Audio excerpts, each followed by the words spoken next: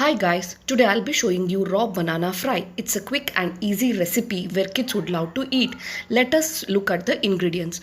Garam masala 2 tablespoon, oil to fry, chili powder 3 tablespoon, salt to taste, garlic cloves 4 to 5, curry leaves and raw bananas cut into small cubes.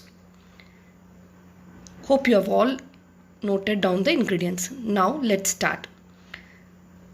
First, let us pour some water into the kadai. Then add raw bananas cubes. Then add curry leaves, salt to taste, chili powder and garam masala. Now let us stir it well so that all the ingredients gets mixed. Then close the lid and let it boil for 5 to 7 minutes. It should boil half and now add garlic cloves and stir it. Keep until all the water gets absorbed. Now let us have a look. Now it's done. Let's take it out from the flame and let us allow it to cool for 5 minutes.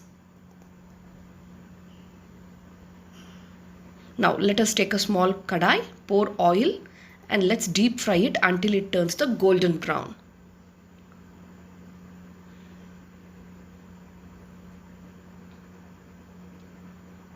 Keep stirring.